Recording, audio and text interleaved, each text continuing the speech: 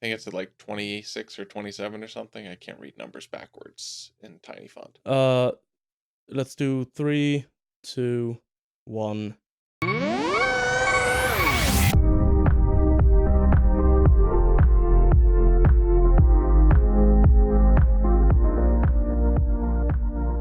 Hello, everybody, and welcome back to another Lab Maniacs Deck Tech. I am Dan, and joining me on one of these sides is Sigi. Say hi, Sigi. Hi. I said say hi, Sigi. Try again. Why am I supposed to greet myself? That doesn't make a lot of sense. No, it doesn't really. You know what you could greet is the deck that we are going to be teching today. Sigi, do you think they already know what it is? Considering they've probably read the title and clicked on the video, I'd assume so. Today, we are going to be covering 4-color Rashmi, also known as Curious Control. I have actually never heard anyone refer to it as that. Yeah, we're trying to move away from the 4-color Rashmi name because the deck isn't really running Rashmi anymore. You know, that makes sense, but you could have gone with something more interesting. What about, like, Keen Smasher Rebuke Tide? Or, I guess you don't run No, Tide. no. That's How? not. Alright, that's fine, I suppose. Not even Curiosity Control? Curious Control? Do you play any cards with Curious in the name? I mean, Curiosity. That's That's good called enough. Curiosity, though. Either It's way, okay. why don't you tell us a little bit about Curiosity Control? Yeah, so it's a Paradox Scepter Thrasios variant that uses Vial Smasher as its partner. Now, if you think about those Paradox Scepter Thrasios decks, they can come in a lot of different flavors. They can range from like turbo ad-nors, go for the win as fast as you can, to more or less full-fledged control decks. And this latter end of the spectrum is where you're gonna find this deck. That makes sense, because the control in the name. I get it now. It all makes sense, doesn't it? Well, not all of it yet, but I'm assuming the Keen rest of the sense, deck one could tech even will. say. Oh.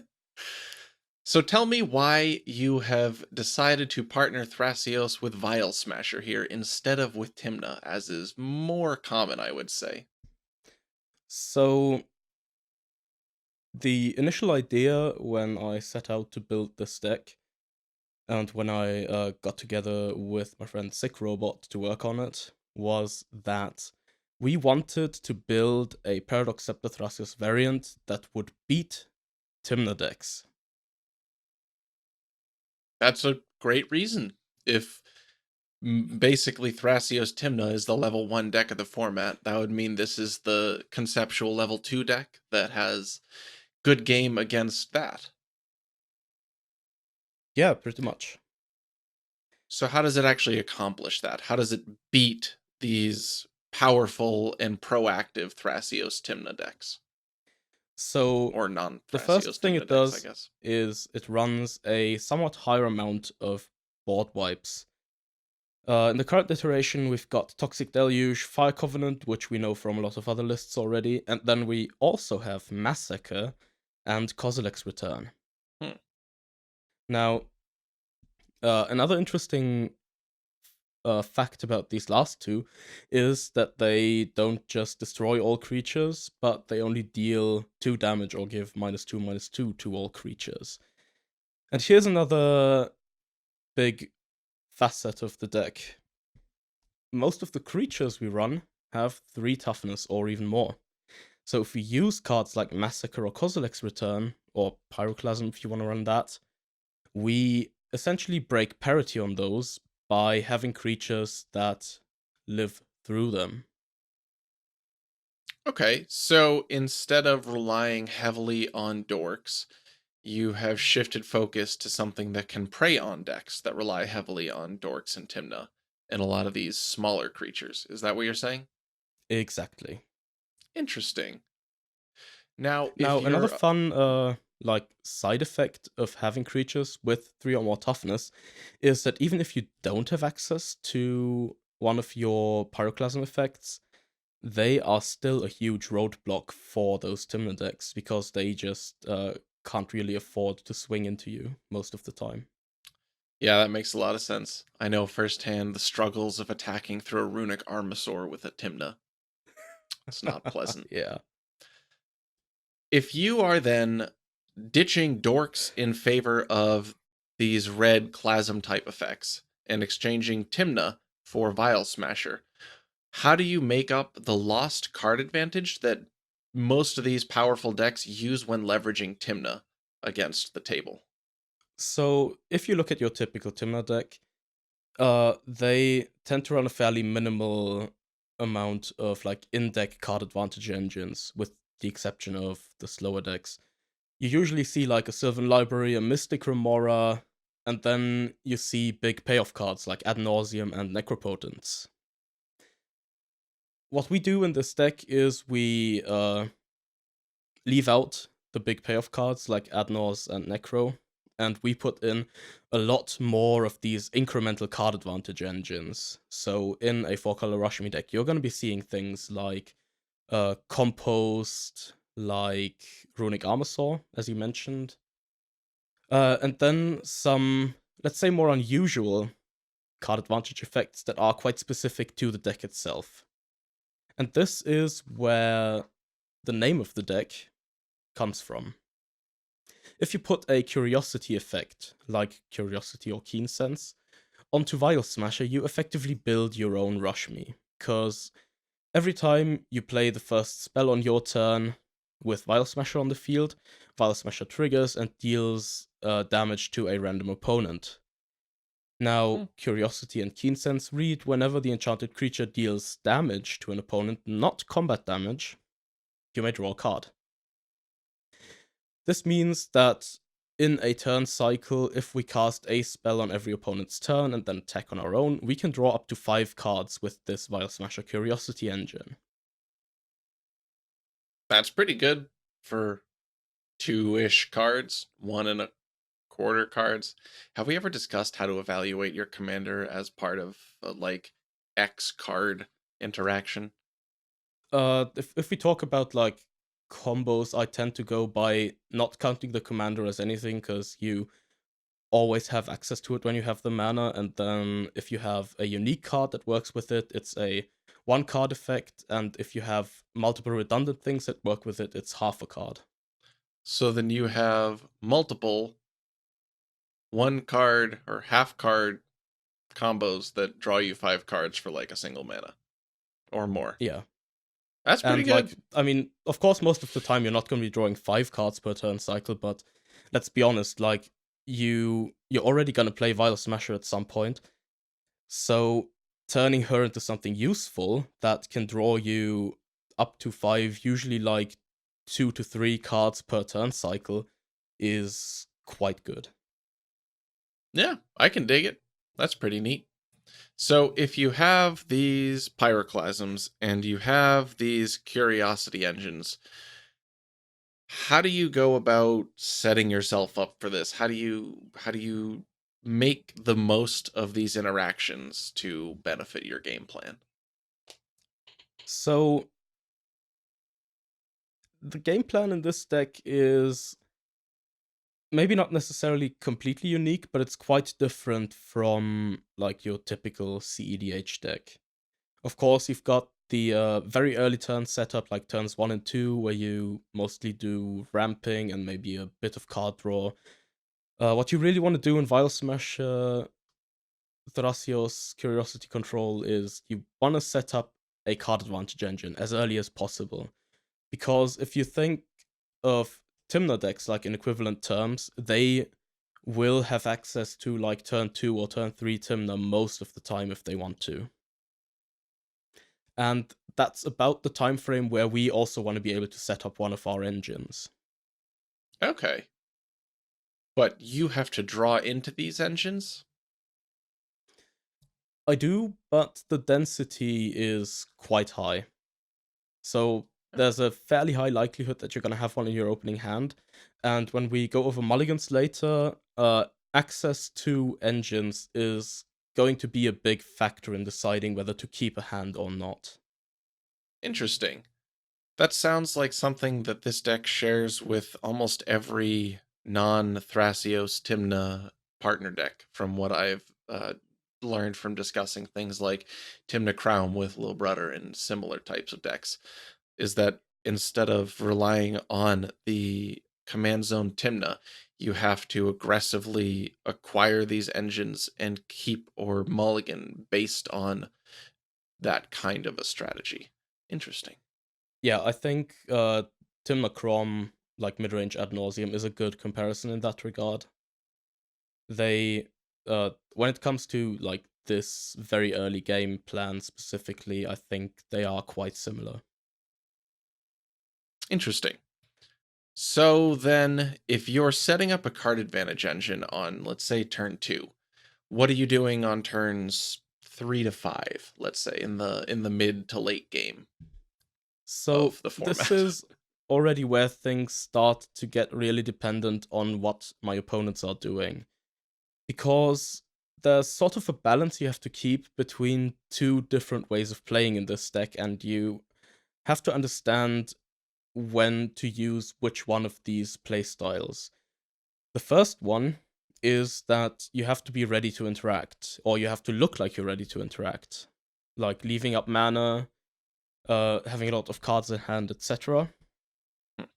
And the other playstyle is knowing when to tap out to advance your own game plan and board state.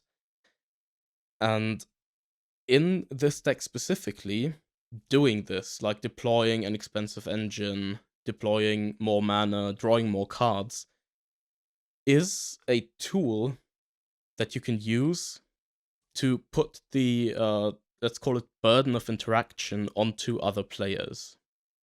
And this, I think, is one of the key elements of really playing a control type deck in competitive EDH. You can't always have that burden of interacting on yourself. You need to identify points in the game where you can take advantage of other players presenting interaction to further develop your own game plan. So, to try and conceptualize this a little bit, say player A is on, let's call it Food Chain Niv, and player B is playing some kind of a control deck like Tassiger, and you're in player C's seat.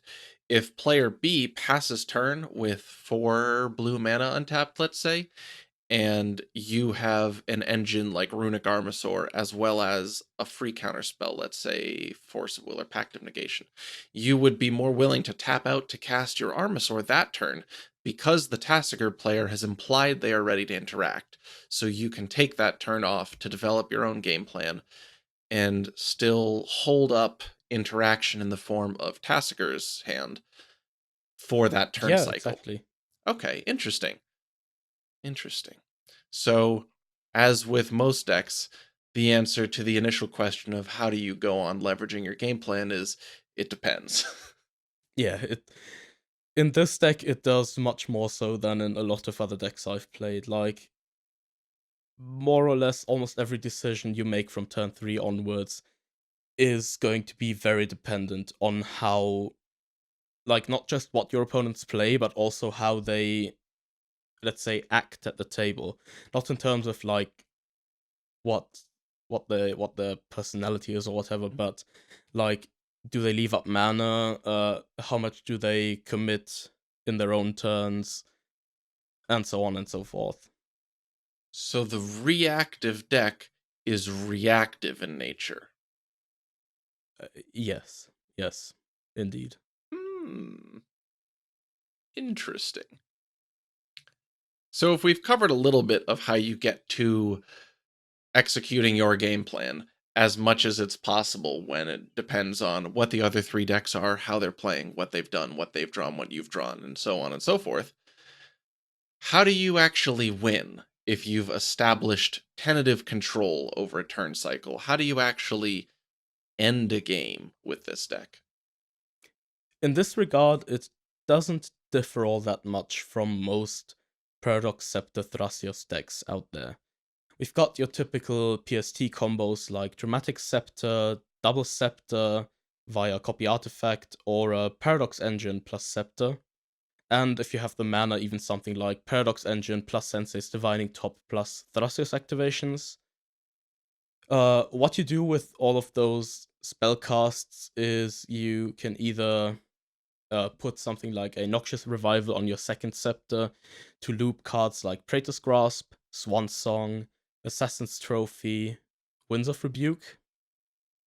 Or you can loop a bounce spell on your Ashiok and Hmm. minus him to mill everyone out, which is also kind of sweet. I got that one in game recently. It felt Oh, real good. It nice. felt real good. Yeah, I'm looking forward to doing that to people. It's gonna be sweet. Yeah, can confirm. Another nice thing is if you have a non-summoning sick Deathrite Shaman on board, you can also kill people just by binning instants and sorceries and repeatedly draining them for 2. That's a good one. The deterministic Deathrite Shaman kill. Yeah, that's actually one thing that you all should always keep in mind when you play like these types of decks that go for infinite anything. There's always Deathrite Shaman to consider as like a potential win condition. Yeah, that card is real good, Sigi. I don't know if you know this, but that card is real good. Mm-hmm. I guess that's why it's Now, banned in Legacy and Modern. yeah, Hmm. it is that good. Now, there's one important thing to note about 4-color Rashmi. This deck doesn't particularly like wheel effects because almost all of the card advantage we play, like the Curiosity stuff, Runic Armor Saw, Mystical Moralistic Study, and whatnot, are all incremental. Wheel So, effects sort of work to reset this incremental advantage that we've gained. And not having these wheel effects means no Time Twister, which means no spell loops in the Twister loop sense, unless Reap is online if an opponent has 2 or more black permanents in play. so your only ability to loop spells is if you reap your Noxious Revival plus the spell you're looping? Uh, if in similar cases to Twister, that loop functionality is only available in that case. However, the typical way we loop spells in this deck is by just putting Noxious Revival either on our second scepter of Copy Artifact or on the first scepter if we're doing Paradox Scepter stuff. Interesting. All right. So primarily on the more double scepter or scepter paradox lines as opposed to the scepter twister lines. That Exactly. would make sense. Okay. So if that's the case, then it sounds like, as I might guess from the control aspect of the deck, that you're not looking to push these wins out on turn 2, let's say. Yeah. Like, my early wins are always about establishing that card advantage. Once that happens, I tend to interact or deploy more card advantage, and then I kind of just sit back, see how the game goes, interact where I really need to, just continue to draw cards, and eventually, when I think that my lead has gotten big enough that I can defend my win with like a really stacked hand, I try to go for it. Okay. So even more along the spectrum of the mid-range interactive combo deck, you are, instead of waiting until you have one, maybe two backup spells or backup counters on turn 4, so you're waiting until turn 7 or 8 when you can fight through 3 full opponents even though you're not going to pick that spot, basically. Kind of, yeah. So Hmm. the typical like plan for a mid-range deck from what I've seen lately is that you wait until like 1 or 2 people have tried to go off and then you go for the win yourself, operating under the assumption that everyone has exhausted their resources. Four-color Rashmi, or Curious Control if you want to call it that, takes this one step further. We don't wait for one person, we don't wait for two people, we wait until we really feel comfortable in our spot. Okay, so a last possible second combo deck, as opposed to the head-on blitz that some other decks will use. Yeah. Makes sense for, again, a control reactive scepter deck. Yeah, and like the absence of cards like Ad Nauseam and Necropotence also plays into this again. We don't really have this like kinda one card I win button that we can tutor for, but rather we try to assemble all of our necessary pieces for staying alive and for eventually winning the game just by drawing a lot of cards. That makes sense. In practice, how does that play out against some of the more popular decks that people would expect to see in an open meta? Uh, it depends. I mean, if we go back to the uncut episode that we uploaded recently, I was operating under the assumption that you were on standard Paradox Scepter Thrasios and not E-Man, which at the end caught me off by surprise and I lost. So you really have to stay on your heels until the very last second, or somebody might take the win away from you. Now, against other more common decks, like we've covered Tymna, this also applies to Najeela. You can deal with their board quite easily. They can't really comfortably attack into you, which means they're not gonna draw as many cards as they would, or they can't go for the combo as easily. Um, Other common decks, Gitrog is a bit of a tough one just because Gitrog is so large. It's a 6/6. She is a 6/6. I think the frog is a female. Might be. Either way, yeah, 6/6 is bigger than anything really in the Yeah. format. Actually, And I guess a Titan, but they also play those. So yeah, so I think Gitrog, especially if you tune it a bit to like be more resilient against counterspell based combo, could be a good pick into this. Uh Other good decks against it. Tough call, honestly. So, as a deck, it is relatively powerful against decks that play small creatures because you have Pyroclasm. So, it's automatically strong against most Tymna engine decks, Najeela decks. I would say against pretty much any green shell that relies on dorks for mana. Um, I would imagine that given that this is a Paradox Scepter shell deck, that you are maintaining the really high card quality and basically zero dead cards. Is that a good assumption to make about the deck? So maybe not strictly zero dead cards, but most of the cards you're gonna draw are gonna be good in most situations. Okay. Let's put it that way.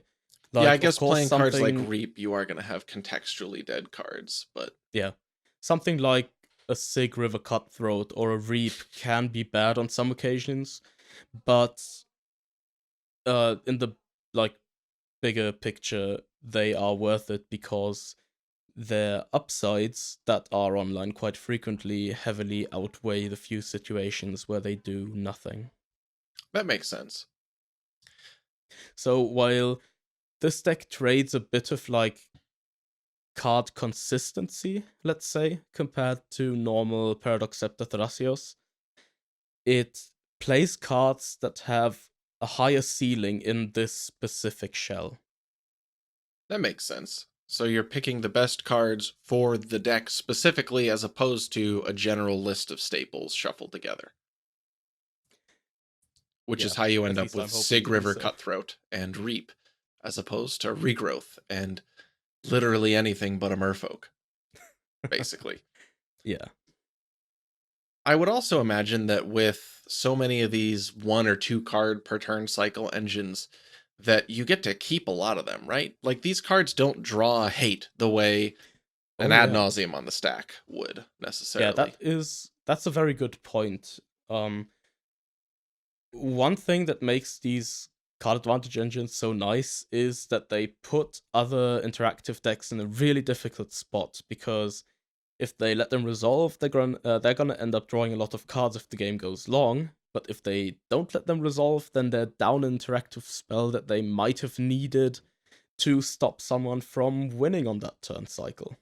Yeah, and even on the other side, it's really hard for me to sell myself on Nature's claiming a Rhystic Study when I can see the Kess player just Imperial Sealed, and there's a solid chance it's a Curse Totem kind of interactions. Yeah. So is it worth it to burn the removal for the card that's going to shut you down versus the card that's going to push the other person so far ahead that you're probably going to lose anyways? Like that's a pretty hard spot to be in. hmm And this deck puts people in that spot every turn, basically. Yeah, like this type of catch 22 is exactly the kind of situation this deck is trying to create over and over and over again. On the other hand, you have decks like Opus Thief that just kind of shit all over that plan because they're running like 30 wheels and all the bad ones, and so they bring the whole table to parity at best if they don't have Narset, Smothering Tithe, Notion Yeah, Thief, Alms interestingly Collector, enough, whatever payoff. I haven't played much versus Opus Thief yet, but I'd imagine that it's also one of the more difficult matchups for this deck, specifically because of the whole not really liking wheels thing. Yeah.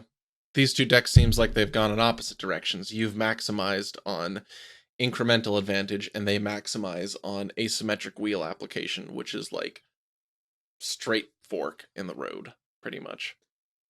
Yeah, that puts it quite well. Do you find that the lack of a one card finisher like Ad Nauseum or Necropotence makes closing out games difficult?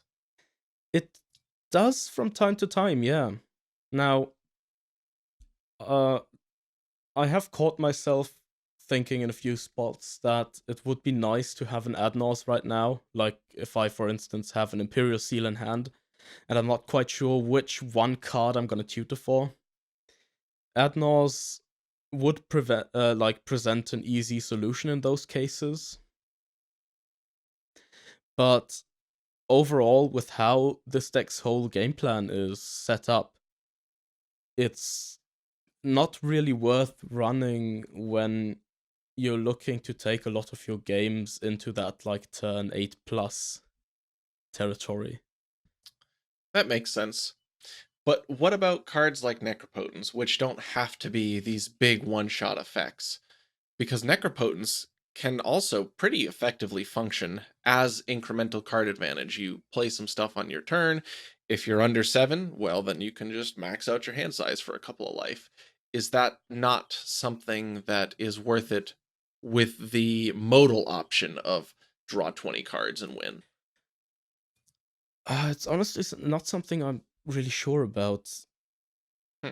If, like, I think Necro is good in the type of deck where you can use sort of both modes of it, where you can use both the mode where it's a big payoff spell that you pay a lot of life into and then you try to go for a win next turn, but where it can also be good when you just want it as that refill your hand every turn cycle type of deal. That makes sense. In this particular deck, the big payoff thing just isn't really alive, and having to rely on Noxious Revival a lot for those spell loops means that the discard to exile clause can also get quite awkward quite quickly. Understandable. Yeah, Necro is a card that I did not run in anything other than Zer for a long time. For those reasons, because it wasn't quite what I needed, basically. So I can understand that exclusion. Um, I'm trying to think of other things about the deck that might be relevant to bring up. I guess so. If it requires a lot of, let's say, not priority baiting necessarily, but resource baiting, I'd imagine that it is a deck that is much more effective in the hands of someone with quite a lot of meta knowledge, quite a lot of deck knowledge about their opponent's decks as well, as opposed to a more inexperienced player. Like if you have to rely on your opponents to interact for you in a lot of situations, this seems like a pretty poor choice to start learning the format on, let's say. Would that be Yeah, accurate? I completely agree. Like I think the better you know both the decks in your meta and the people you play against, the better this deck is going to be, assuming that they don't play decks this isn't particularly good into. But like if people are playing typical cEDH stuff and you know those people and decks quite well, then this deck should do really well for you. It That really hinges on the ability to read like in-game situations and stay up to date with how you think people are going to act on their next couple of turns. that makes sense. It is a reactive control deck, as we have mentioned several times. So being able to react optimally is the trick. Pretty much, yeah. Now, as in all of our deck techs, we like to take a couple of random hands and evaluate them.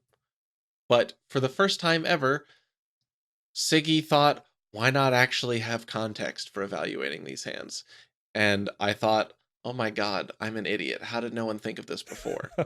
So for each of these three random hands, we are going to evaluate them in the context of a pod comprised of cEDH decks. Wow! That's Yeah, innovation right there. it is. Season 3, everyone. For our first pod, we are evaluating the hand of 4-color Rashmi Curiosity Control against Sacred Hulk, I'm assuming Brostorm Selvala, Yep. and actual literal garbage, Rashmi Control. We Okay. didn't pick a seat, did we? Because that's actually No, just no as seats. relevant. Let's pretend that they are in order. Player who is on Curiosity Control, Sacred Hulk, Selvala, Rashmi. Let's go with that. Let's assume Okay. you're first in pot order and it proceeds left or right. So, the first hand I've got here is Mana Confluence, Flooded Strand, Bloom Tender, Ezra Oddsmaker, Seedborn Muse, Noxious Revival, and Praetor's Grasp. So you have 2 lands, no ramp until turn 2, a card advantage engine, a mana advantage engine, and a weird tutor along with some recursion. Huh. Yeah, and I actually think that this would be a keep. Really? Okay. Tell Yeah. me about that. Now, uh, this is another point where we can talk about burden of interaction. We've got Rashmi in our pod, who uh will have to interact quite a bit. We've also got Sacred Hulk in our pod, which is the single most interactive of all Hulk decks. It's also the slowest of all Hulk decks, so it's not going to be as threatening as some of the other variants would be in the early game.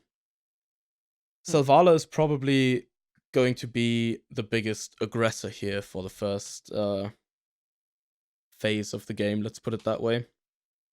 But I think Sacred Hulk and Rashmi should have enough tools in their arsenal most of the time to beat them. For us, this means that we can deploy Bloom Tender on turn 2, we can do Azra Oddsmaker on turn 3.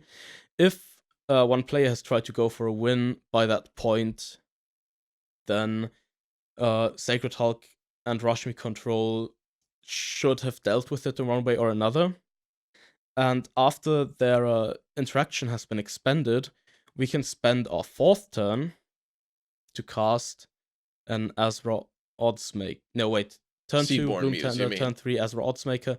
Turn 4 would be Seedborn Muse, and that's where we really start going uh crazy, so to speak, Okay. because then we've got an Ezra Oddsmaker, so we have the card advantage engine. We've got a Seedborn Muse, which untaps 5 mana every turn, because our Bloom Tender taps for Jund mana now.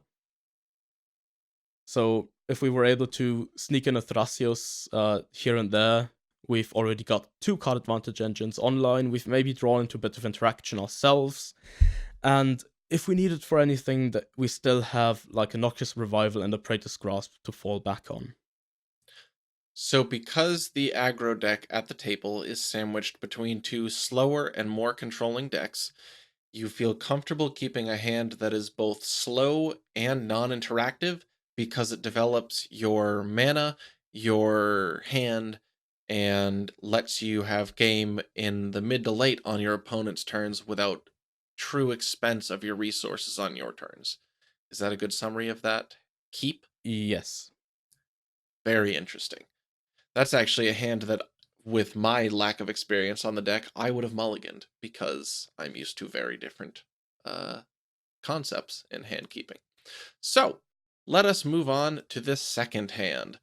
In this pod, as I mentioned before, let's call Curiosity Control Player A. Player B is on Shimmerzer. Player C is on. I mean, technically, we can't gauge, I guess, all of these from just seeing the table because Thrasios Timna Yeah. is But like like, 20 let's different assume decks. we But know yeah, the people so and their decks. so Shimmerzer, traditional Paradox Scepter Thrasios, and Najeela. What is the hand? Okay, so for this hand, we've got Island, Mana Confluence again, Sol Ring, Sylvan Library, Winds of Rebuke, and Toxic Deluge. That hand seems pretty good. It's interesting. Hmm. Now, there's some awkwardness in this pod because uh Shimmerzer is gonna try to get Zer out as quickly as possible. Najeela is gonna try to drop Najeela on turn 2, and Scepter Thrasios is probably gonna look to develop a Tymna engine unless they have a really quick start. Uh, we have a turn 1 Sol Ring and a turn 2 Sylvan Library, which we can hope will keep pace with the table, but it isn't guaranteed. We don't have counterspells at all. I think if the Winds of Rebuke were a counterspell, this would be a really good hand to keep. But one thing I can see happening here is that we deploy our Sylvan Library on turn 2, and then on turn 3, people are gonna have a Tymna, a Najeela, and a Zur in play, and we are basically forced to cast Toxic Deluge at that point with 3 opponents that don't really want that to happen. Is that not an advantageous position, given that you have then been able, you've drawn 2 cards plus seen an extra 3 off of Sylvan, and Zur is probably tapped out because as a Shimmerzer player, you're almost always tapped out when you cast Zur, as well as Najeela being a little lighter on counter magic than a lot of mid-range decks. So wouldn't your likelihood of finding a single interaction spell or single counter spell offset the cost, because then your deluge gets everything and you're the Oh yeah, only one with. I'd probably keep it because Okay. like even if it's not like an ideal Christmas Land type of hand, I still have a play to fall back on if the Toxic Deluge doesn't work. And that is Winds of Rebuke, because on turn 3, I should have 5 mana in play with 3 lands and a Sol Ring. So I can use 1 land and the Sol Ring to cast the Deluge, and then I've got 2 lands open to use my Winds of Rebuke on probably the Zer player, if his stays in play. Yeah, that sounds like how I would play that deck or hand out as well. I like it. That's a pretty cool hand. And one I'm more familiar with because I play most of those cards. For our third pod, Player A is Curiosity Control, player B is Opus Thief, then we have player C on Shuffle Hulk, and player D on Boat Sisse. Why is that not just Sisse at this point? Is Boat Sisse really relevant? It is, but like you need to mention that it's both Sisse because it's extra sweet. Fair enough. What is this third hand, Siggy? We've got a Misty Rainforest, a Chrome Mox, Mystic Remora, Paradox Engine, Preordain, Imperial Seal, and Praetor's Grasp. Whew, that's a tricky one. It is. Now, since we already established that we're going first, Remora is very online here. Yeah. If I'd be tempted to snap that off, honestly. It's probably a keep just because Opus Thief is going right after us. Like, Shuffle Hulk will probably play a Dog turn 1, Sisse will probably play a Dog turn 1, but Opus Thief, if they have one of their more explosive starts, it's always gonna hinge on Mana Rocks. Or like a Dark Ritual, which means we're gonna draw cards off them, or we're gonna slow them down. Or they're just not gonna have a good start at all. Yeah. And you can even... So, in my mind, this hand plays out with fetch Underground Sea, cast your Chrome Mox, imprint probably imprint Praetor's Grasp, and then Imperial Seal and for probably Mana Crypt, and then cast a Mystic Remora. But you could also Imperial Seal for something like a Force of Will, and draw into that off of the Mystic Remora, and then get like the Opus Thief player going for a big turn 1 play. This hand has a lot of lines. Yeah, this one's really open-ended, but I mean, in terms of power level, I think it's definitely a keep. If Opus Thief weren't in the pod and it were another Mana Dog deck, I might be inclined to ship this. Yeah, But that hand gets a lot worse.